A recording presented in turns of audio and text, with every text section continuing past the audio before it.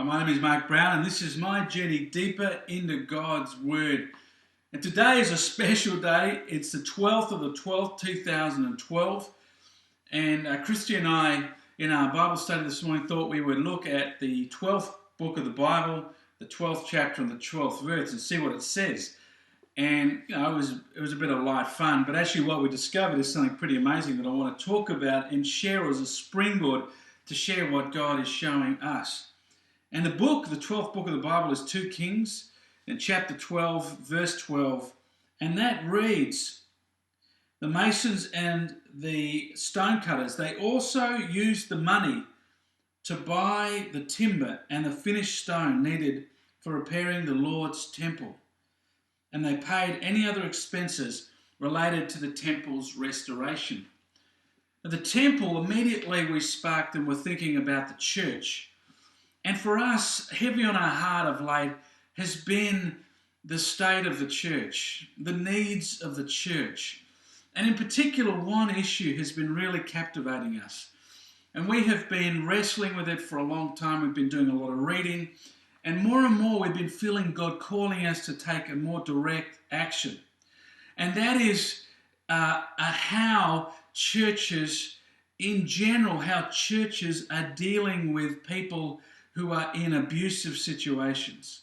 Now, when I talk about abuse, I'm talking about abuse within relationships. I'm talking about emotional abuse, where there is manipulation, where there is control, where there is name calling, where one of the partners, usually a woman, 86% of reported abuse cases are women, but where one of the partners is put down and is ridiculed and much more seriously devalued. There's physical abuse, where there's hitting and restraining and threats of violence. There's financial abuse, where the money is used, the budget in the relationship is used to control and manipulate, where accountability is expected, where each dollar is accounted for. There is spiritual abuse, where the Bible is quoted to support an appalling position or statement. There's actually a human belief, but the Bible is used, or a teaching a church is used to affirm it. There's mental and verbal abuse, and of course sexual abuse as well. And this is happening. In fact, the domestic violence, National Domestic Violence Hotline here in the United States reports that 1 in 4 women will experience some form of domestic violence or abuse in a relationship in their lifetime. That means in a room of 40 women, 10 of them have a story to tell, which means that the number of people who haven't reported would probably be higher. So in fact, it could be even higher than 1 in 4. And it also means that each of us probably knows someone who is either experienced or is experiencing domestic violence. And it may be, as you listen to this video, that may well be you. So this has been heavy on our hearts because it is an enormous problem. And what we've noticed as we've read and looked and searched and tried to understand this area is that the church, by and large, is responding terribly to this. They're not providing the support that should be offered for the men and women who are abused, and they're definitely not challenging the men and women who are abusing. In fact, we know as a fact that many abusive partners, many abusive men and women are active parts of their churches. And some of them are pastors. We know that for a fact from testimonies that have come to us in the course of our research. So when we read this passage, kind of being a bit cute on the 12th of the 12th, 12, and reading 2 Kings, the 12th book, chapter 12, verse 12, and it talks about repairing the Lord's temple. Repairing the Lord's temple, so it's restored. Immediately our minds went to that. Well, actually the church as we know it needs restoration. It needs repairing. We have an unbelievable situation where women mainly and some men are getting abused. And in fact, what we've learned and discerned is that pastors, by and large, are allowing that to happen. They're not challenging it, and they're teaching terrible terrible theology. They are giving license to the man to misinterpret the scripture that talks about the man as the head of the household and that the woman should submit. What it fails when these pastors just go there and say, you know what, you're the head, you decide. What they fail when the women come to them and talk about the abuse and how they're being ridiculed and put down and how difficult their marriage is, and that pastor says, you need to just hang in there, you need to stick in. They are making a terrible mistake.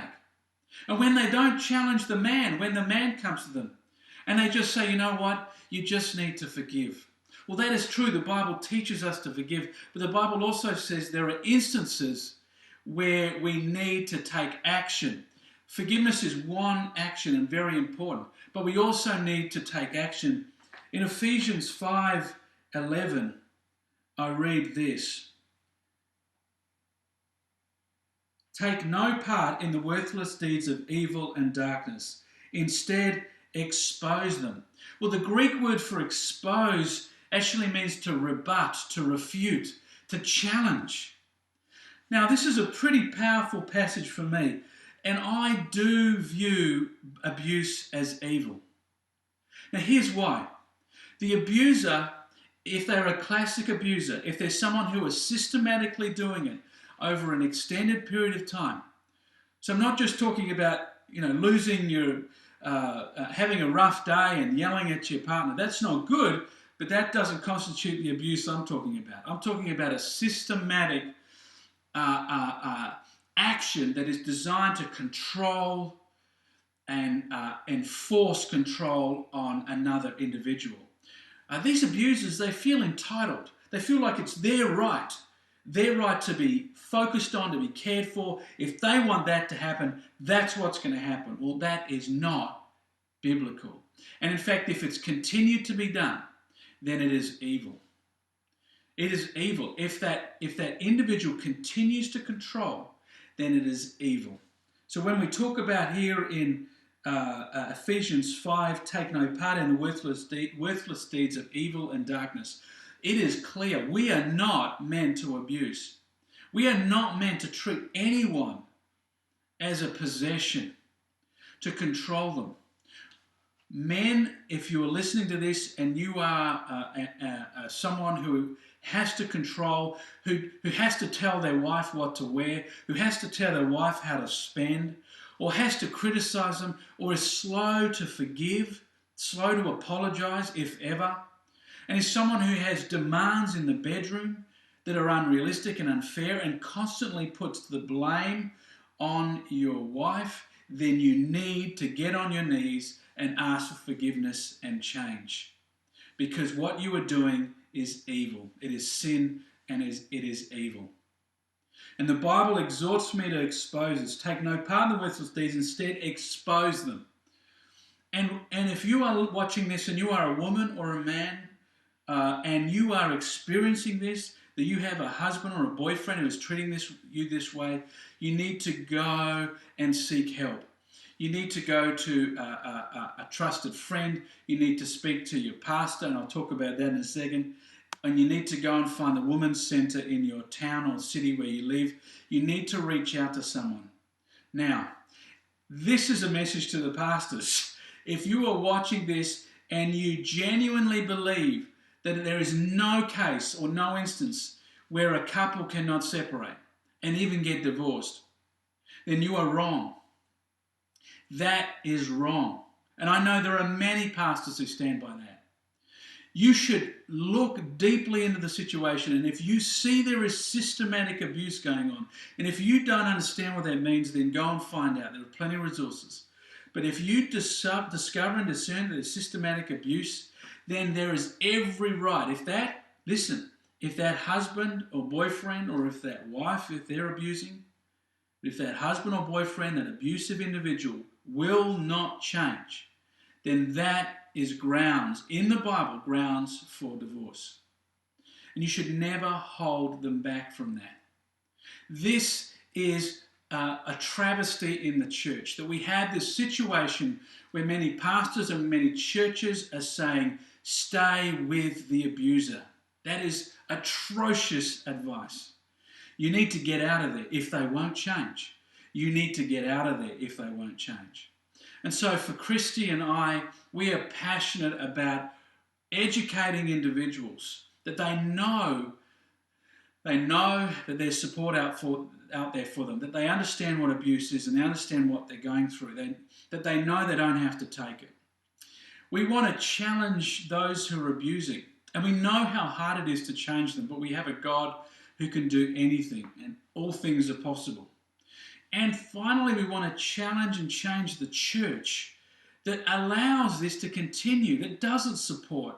In fact, we have story after story that have come to us where they support the abuser, not the abused. Because quite often the abuser is very friendly, very successful. They often hold a good job. They're respectable. They're charming. And so the public face is wonderful. And the church sees that and sees the public face and makes the most atrocious choice and is in a sense caught up in the evil. And then you've got the woman, the victim who's been abused. Remember I said before, 86% of women, so I'll go with that. You've got the woman who's being abused, who the church rejects because they will not return to their husband and they have taken action that leads to divorce. This is completely messed up. Which is why Christy and I have been prayerfully considering starting an organisation, a charity, that addresses this, that supports women, helps them in their journey of healing, and escape and healing, challenges men to change their attitude, or abusive people to change their attitude, and finally changes the church. It blows my mind. You know, when it talks in 2 Kings 12:12 on this special day about repairing the temple, this is part of what I think the church today needs to repair. This is appalling. Pastors need to get on their knees and ask for forgiveness for allowing this to happen. There needs to be a major change. So watch this space. I'm going to talk more about this. I'm going to share more about the charity, the organisation. It's very early. We're still working out a name, although we have one name we're praying through at the moment. But this is something that you're going to hear a lot from me about. Now, a couple of things to finish. If you watch this and you are being abused actively right now, you do need to be very, very careful when you get help. It is very common for an abusive partner to monitor your communications, your internet use. They will break into your computer and monitor your computer. That is possible. So you need to be very careful. Use someone else's computer. Use a public library computer if you need to go and find resources and Google emotional abuse or physical abuse or spiritual abuse. And you need to use a computer to also get help as well. And go to a women's centre. Go to your pastor. But remember, I've just said, if your pastor pushes back and is not that support, then go and find another pastor. And if you cannot find a pastor who will help you, go to a counsellor. Go to a doctor. But find someone. And I want to encourage you to be safe. Be very careful. On Facebook, there is a wonderful resource, a page called Survivor's Pathway. If you go on Facebook and search for Survivor's Pathway, that is a page designed to support those who are being abused or have been abused and are on the healing path. Now, again, be very careful when you find that if you have a partner who's an abuser. Chances are they'll monitor. Please, if you're watching this video and you have nowhere else to turn and it's safe and you feel comfortable, I want you to leave a comment below, but only if it's safe, that for prayer, and you will be prayed for. And you will be prayed for. God bless.